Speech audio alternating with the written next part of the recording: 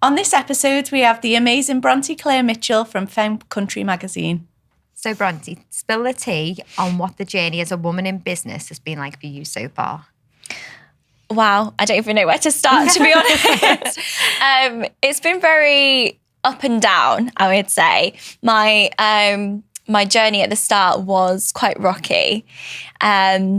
Just with being like a young woman at the time and navigating everything from university to, what's your career going to be? So I'd say at the start it was very up and down. But I think that's how we all kind of come into a place where we feel comfortable with careers and finding yourself as a woman as well. So yeah, I would say, up and down, very much so. Amazing. So tell us about university. What did you study? And is that what you're currently doing now? So I started uni at 18 and I worked really, really hard to get into London. So I originally went to London College of Fashion, which is a really kind of prestigious fashion school in London. So it took me a while to get in. And basically, I just went down to London, obviously quite a naive 18-year-old, and just hated it, absolutely hated it. I think as well, like I used to go down with my family quite a bit, and we used to, when you go to London, you go to like nice restaurants, you go shopping. And I think living down there as a student is just not the same. Like it just doesn't have that element of glamour and class as I thought it would. But university itself, I studied fashion, journalism and criticism in an MA. So I was going to be down there for 4 years. Oh, wow. Which is a long time as well to kind of consider in your life. But yeah, I kind of just settled in for the first few months and decided it wasn't for me. The uni was amazing, like I can't knock it. I'd recommend if anyone wants to go into fashion to have a look. But for me, it was the living and it's such a lonely place as well. I think you do kind of get caught up and you think everyone's, it's all hustle and bustle. But actually, it's quite lonely. Everyone's in a destination to get somewhere. No one chats to anybody. So I think that altogether just didn't sit right for me. So I ended up coming back to Yorkshire and changing universities completely and doing journalism at York St John University. So a little bit of a change, but mentally for me, it was the right choice because I would say I've never been sad or, at a point of, pure sadness in my life. But that was a real low point for me of, right, how do I get myself out of a situation where I don't feel okay? So it was to go home. Yeah. And that's a really brave decision in itself, isn't it? Because often, especially for our younger audience, looking to go to university, there's very much that, well, I've made a choice and that's it. And I've been telling people for years that that's where I'm going to go and that's what I'm going to do. And so to then say, I've tried this and it's not for me. Yeah. It's a really brave decision to say, this isn't for me for these reasons. And this is going to be a change of path now. Yeah. I remember coming on the train back home and thinking, like, what do I do now? Because I worked so hard at school. And I think there was a huge stigma as well about if you want to be in fashion and journalism, you need to be in London. Like, you need to be in the capital. It's where it's at. It's kind of, there's no other opportunity other than in the capital. So for me, it was when I looked at universities, I solely focused on London. But in hindsight, I probably could have looked at Leeds or Manchester and gone a bit close to home. Yeah. But I remember being on the train back home thinking, I don't know what's going to happen now because I've worked so hard to get to the uni that I wanted to be. And it was quite a low moment, I would say, definitely. Yeah. So what was your turnaround then? What happened then afterwards? So it was sort of the time between changing universities. You have to go through clearing. There's quite a lot of stages. And there was a point where I thought, I'm not going to get into a university. And I spoke to my parents and I said, I'm probably going to take a gap year. So I need to think of a second option of what I can do. And so it was to basically create like a portfolio for myself that where I didn't go to university, I had something on the back bench where I could get in for the next year or something like that. So really proactive. Yeah, because I didn't really want to take a gap year. That wasn't my plan. A lot of my friends who had taken gap years had plans to go traveling or work, and I didn't have anything because I was meant to be going to uni. And that's where the magazine came in.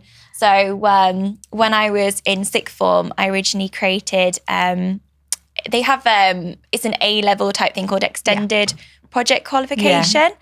And I underdid one of them and basically created a magazine. So I basically just brought that back into my portfolio for that year and just basically unleashed this life into it. Took it down a different path, which was more country, rural fashion. Just had it on the back bench. And then I got into university anyway. So that was really good. So then I had the thing of, right, I'm now running a sort of like kind of portfolio magazine and going to uni. But so that's how it sort of came in, really. Wow.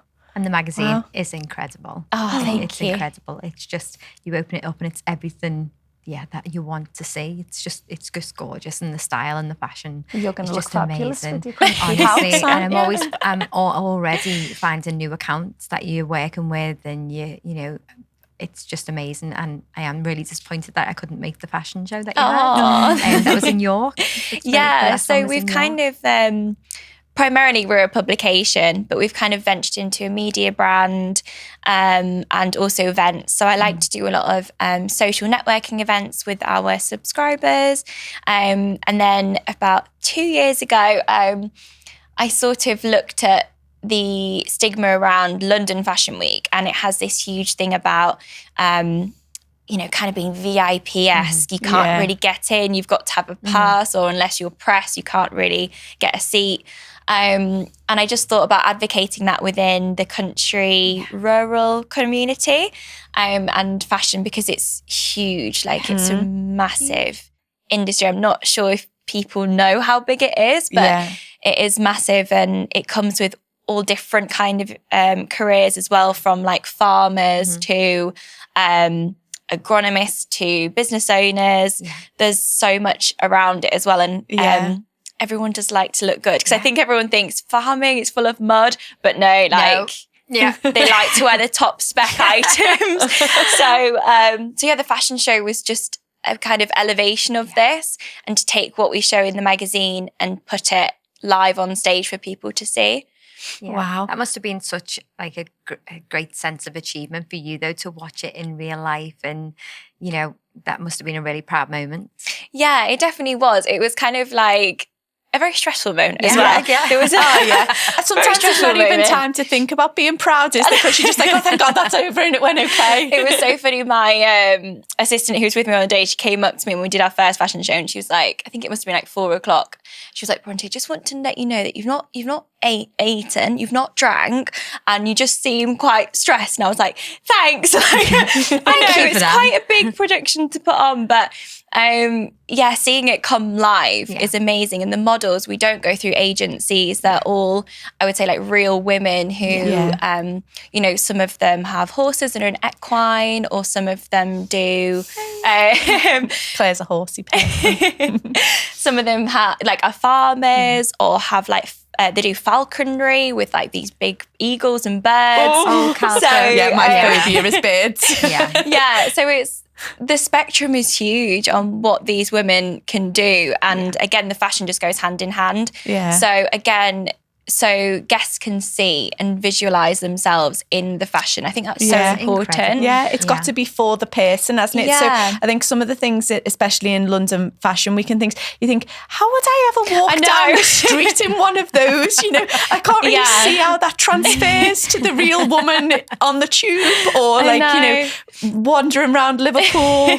You're like, I can't see myself in that. Yeah. And I think as well, that's where we partnered with the brands as well, and they really stimulate this as well within their ethics, and they want it to be, you know, true to oneself and really kind of see so many different women in one particular style or one, let's say, one particular outfit, but dressed differently in women. So yeah, that was what the fashion show sort of did for us, which was amazing, and for the brands as well. Yeah. Incredible. So can you share then a pivotal moment or challenge that you've faced in your career that's led you to learning some really valuable lessons or insights for that business journey? I'd say apart from obviously coming back home, I think it's just to take that step, because for me it was very much of, right, I either stay in London, and I always say to myself, what would have happened if I'd have stayed in London? You know, would I've been working for another publication, or would I have been doing something completely different? And I think it is just to take the step. So for me, that was probably my pivotal moment of, right, what do I do now? And instead of kind of pushing back into a corner, it was important to think of like, okay, what's my backup? And then what's my backup? Yeah. And that's obviously where the magazine came into it.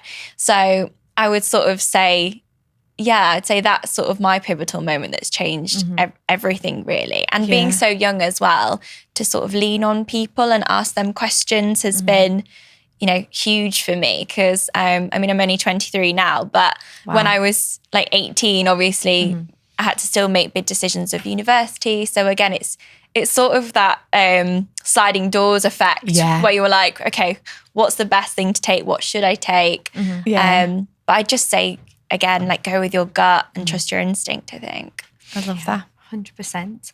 So obviously building a business does involve that calculated risk. Can you share a calculated risk that you've had in business? So either with the magazine or in fashion or with building brands, you know, having that collaboration, that connection, and it's paid off. Can you share that and any advice you have around? Yeah, I definitely say there's this huge thing about, right, say yes to everything. Like when you're in business, say yes to as many things as possible. And I kind of don't agree with it because the things that I've said no to have been the best things that I've ever done. And actually it helps me to realise what actually is the magazine, where are we taking it? And I've had so many kind of opportunities come my way where I've gone, well, that doesn't really fit with the magazine. Realistically, if we were going to go into it, would it make sense? Would our readers visualise with it? Would they feel connected to it? So yeah, there's lots of things where I've had to kind of pull back the excitement and gone, but is it actually worthwhile? And again, it's a risk because I'm missing out, potentially could be missing out on opportunities. But touch wood, so far, the things that I've said no to have either generated something better to come, or it's really worked with the magazine in terms of, well, it wouldn't have been a path for us anyway. So of course, I would say yes to things that really embody your business and really visualize what you're trying to work to, but also feel comfortable to say no to things. Because I think there's this stigma of, you know, say yes to everything. We really don't have to, especially if it doesn't work for our business. I think it's really tough when you're a people pleaser, you know, myself and Cal are very much, yes, okay, I'm very much the same as well. That suits you, then that's great. That's where we're going to go with that. But I think we've built some really big boundaries and we've learned a lot about the actual vision of our business as well. I think you've got to understand that, don't you? Definitely. You do need to say, where do I want this to go? What does this look like? And you're great at listening to your audience, you know, and we're very much the same. You know, we put polls out there. Like, do you want this? Is this something that you will use in the future, you will benefit from? And also, what do you want to see on the platform?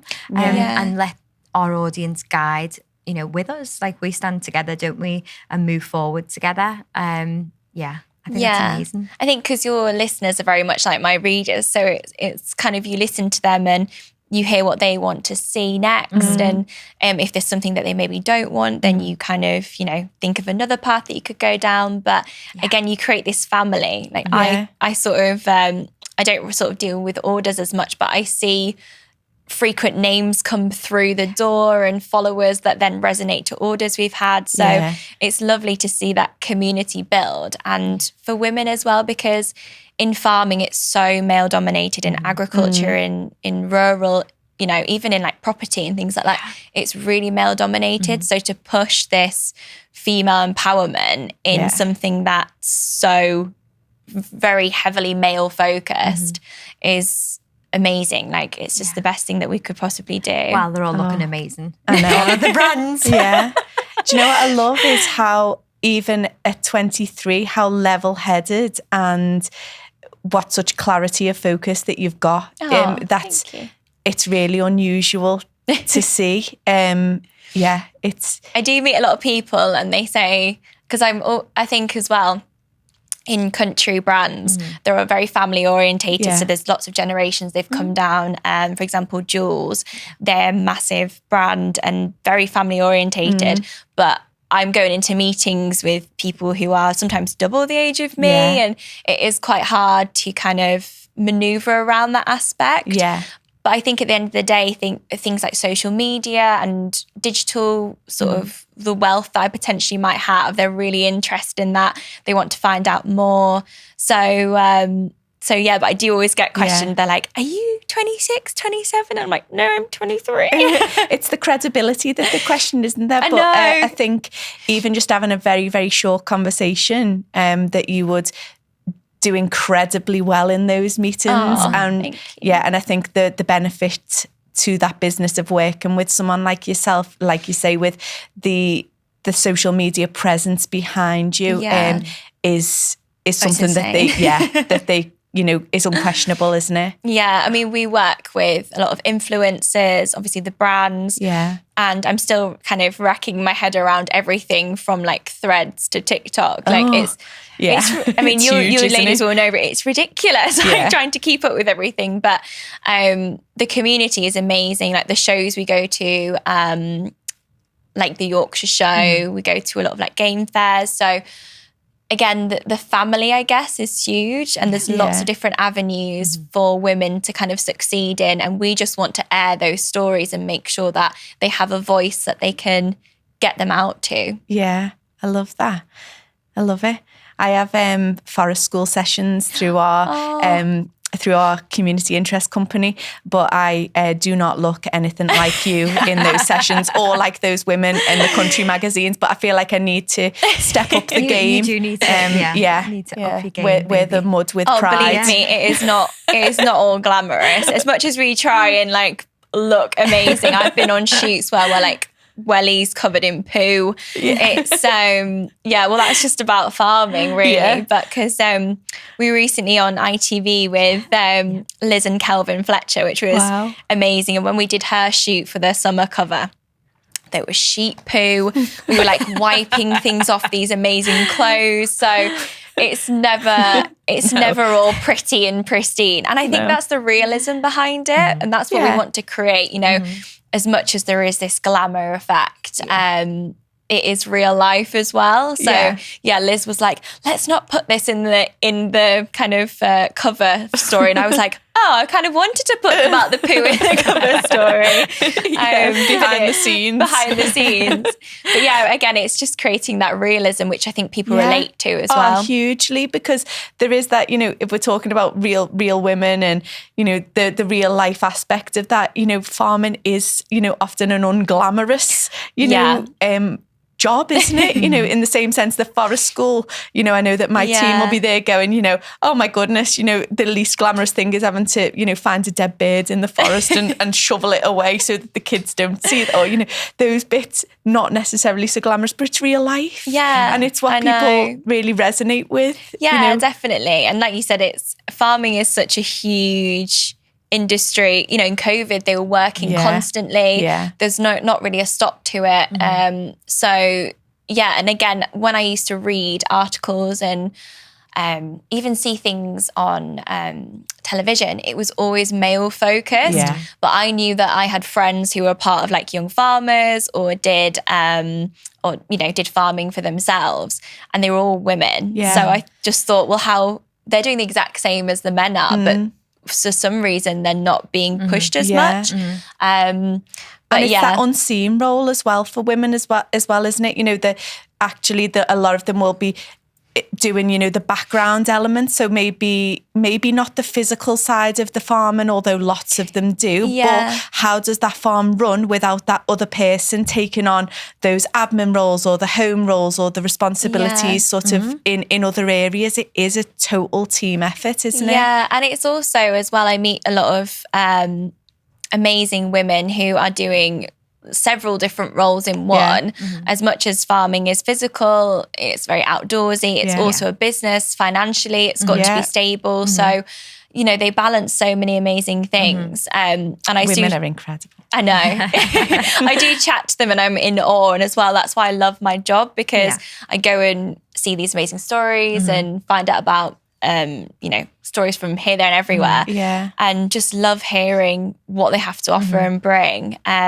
And then showcasing it in our magazine and just kind of getting the word out. Yeah. I love that. Amazing. So what are your 3 top tips then for women in business, or for people who are watching this episode? What would your 3 top tips be? I would say timing is never kind of never like let timing kind of track your journey, I would say. I've always sort of thought there's never a point where timing has been an issue for me. I think timing's always going to be wrong at any time you do it. I've had a lot of women who'll say, well, I'm just waiting for summer to come along, or I'm just waiting for this. And I'm like, well, I think it's best to just get in there as soon as possible. If you have an idea, anything, just to kind of fully go for it. Because I don't think there's such thing as bad timing. I think it's just when you feel comfortable to do it and when it happens. I know timing has never been right for me. No. So there'll always be an excuse, won't there? Exactly. So it's never kind of maneuvered one thing for me or another. So I just kind of feel like I just let things kind of take their own road. But in the fashion industry as well, I'd say another of my advice would be to get your foot in the door. It is such a competitive industry. You know, I think networking is massive. I've spoken to people on trains. I've spoken to, you know, I've picked up the phone and just called people. And it's so important to build that network around you. Because for me, especially with the magazine, if I need someone on call, or I need a photographer, or I know who to go to, or I've heard from someone else that they're amazing. So I think it's building that support network around you. And feeling okay to lean on people. But it's huge in the fashion industry. I think once you're in, you can then only go to strengths. And just feel the confidence to do it, because it is nerve-wracking. Like, I remember when I did intern at Hearst Publications, so they run like women's health, country living, and I was working at country living. And again, just kind of having the confidence to say to someone, have you got a job? Like, can I intern? It is a scary thing, but once you're done, you then get so-and-so's email, and then you can go to so-and-so's event, and then you meet more people. So I'd say that's probably the biggest thing. And to obviously lean on people is a massive thing as well. And just have confidence in yourself. Like, when things don't go right, like, that's fine as well. Like, it hasn't gone right for me, and it's been fine. And to just trust your intuition, which is what someone else has said on your podcast, to kind of feel that even though it hasn't gone the right way, that there is another path for you. I've always been a firm believer of things happen for a reason. My mum's taught me that massively. And to have that happen to me as well, to have such a change, and it to go still in a positive direction through hard work as well. It's very rewarding, and, you know, just trust the process, because it'll all be fine. And you mentioned your mum. She must be so proud of you. Have you got a supportive family behind? My mum cries all the time. She's going to hate me saying that. We were at the fashion show, and they were just rehearsing, like just the models rehearsing, and I turned and I was like, are you crying? She was like, no. But no, they're brilliant. My dad's in the print industry as well. So he's massively helped me have the confidence. I remember my first meeting I went into print with, and I was sat with just men. Yeah. Jargon was left, right and centre, had no idea what was going on. So my dad's kind of heavily helped me to understand things like pagination, quality of print, everything like that. So they've been a massive reinforcement. And also mentally as well with the change from London. They stuck with my crying on the phone for a long time and all this back and forth and realising what I should do. So they've been a massive reinforcement. But yeah, every event as well, they're always there like, can we come as well? Can we join in? Which is nice. The best VIPs. And Mum's always stealing my wardrobe as well. I bet. She's like, are you using that today? And I'm like, no. Like, okay, can I have it? There's got to be some pics. Oh, definitely. Or we'll get like parcels. I get a lot of PR through and she'll see it come through when she visits and she'll say, is this, are you going to keep this? And I'm like, yes. So no, they're brilliant. Like, love them to bits. Oh, I love that. Well, we do have a closing tradition on the podcast. We do. Where we ask our guests hopefully your mum's taught you the right way. Yeah, hopefully. Yeah. How you make the perfect cup of tea. I'm going to say you two are going to absolutely despise me after I say this. Oh, wow, I'm really interested. I would say my tea routine has come from my dad. Yeah. So is he a good man? Yes, very good man. You look very nervous. So my tea would be, I really weirdly like mugs that are see-through. So not like a glass type mug. And then put the tea bag in, Yorkshire tea, of course, from Yorkshire. Of course, yeah. Another one for your tea. So I'll pop that in, hot water, quite close to the top. Yeah. And then get a little teaspoon, stir it around, and that's it. That's my tea. There's no milk. There's no tea. I don't take the tea bag out. I know what you're thinking. You don't take the tea bag out? I don't take the tea bag out. I like it like super, super strong. Have you ever have a moment where it's like touched your mouth, the tea bag, or like it hits you on the chin? Have you? Not really. Oh God, the very thought of it. I used to take the tea bag out and now there was one point where I kept it in and I really liked the strength of it. Yeah. So now I just keep it in. But I kind of have this embarrassment of every time I go to an office space or a meeting and they go to put the milk in. Yeah, and I'm like, just leave the milk out. And they just look at me with this really disappointed face like, bit like mine probably looks right now. Yeah. Getting a bit hot underneath me jumper. I know when we were chatting, I was saying to the ladies, I was like, they're going to hate my response because it's so... Well, I respect that you still go into an office and have it your way. Yeah, like, I mean, there's only so many women that can do that, so well done. I have sort of...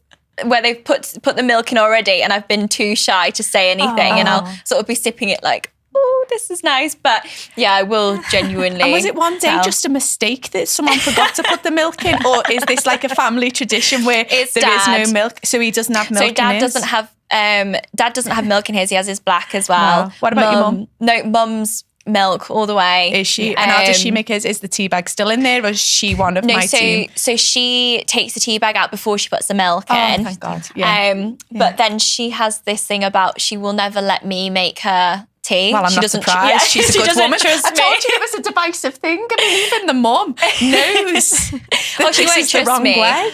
No, and I don't drink coffee either, so I just drink tea. Yeah. But yeah, Mum, if I say, making a tea for everybody, and in the office as well, the girls don't let me make tea. So it is. They sound like they're on my team. I feel like there's quite a lot of of my team just on your team.